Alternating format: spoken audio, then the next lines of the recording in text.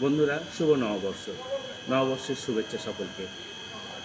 বাংলা নববর্ষ হচ্ছে সার্বজনীন উৎসব, বাঙালি জাতির সার্বজনীন উৎসব। সারা বাংলাদেশ সহ সারা পৃথিবীর বাংলা ভাষার লোকজন এই আমাদের এই পয়লা বৈশাখ উদযাপন করে থাকেন। বাঙালির প্রাণের একটা মুহূর্ত, এটা একটা নির্দিষ্ট ইতিহাস আছে।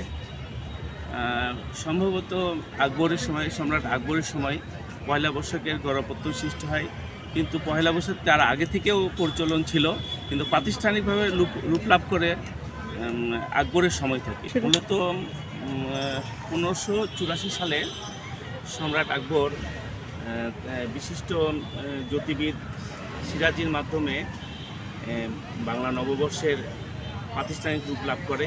তারপর থেকে বাংলা নববর্ষ পালন হয়ে আসছে। এটা সার্বজনীন উৎসব, ধর্মবর্ণ নির্বিশেষে সকলেই এই পয়লা বৈশাখ উদযাপন করে থাকি আমরা। স্বাধীনতার পর থেকে রমনা বটমূলে প্রথম পর্যায়ে রাষ্ট্রীয়ভাবে এর প্রচলন হয়।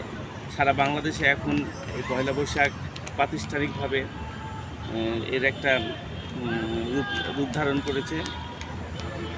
আজকে পয়লা বৈশাখে আমরা বিভিন্ন সম্প্রদায়ের লোককে আনন্দ উৎসবে মেতে থাকতে দেখেছি।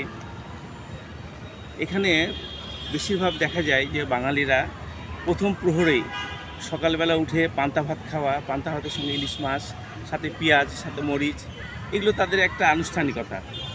এর মধ্যে দিয়ে পয়লা বৈশাখের শুরু হয়। শেষটা এমনভাবে শেষ হয় যে লোকসঙ্গীত, ভাওয়াল সঙ্গীত, এই সমস্ত গানের মাধ্যমে, এই সমস্ত আনন্দ উৎসাহ উদ্দীপনার মাধ্যমে এই পয়লা বৈশাখটা আমরা শেষ করে থাকি। রাজশাহীতে পয়লা বৈশাখের যে আনন্দ ইমেজ, পদ্মার ধার, পার্ক, রাজশাহী বিশ্ববিদ্যালয়, চারুকলা, এগুলো তো না আসলে বোঝা যাবে না যে কী পরিমাণে আনন্দ এই পয়লা বৈশাখে।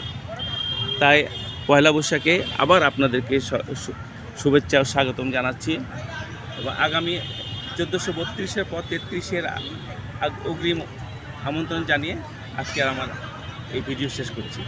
আসসালামু আলাইকুম।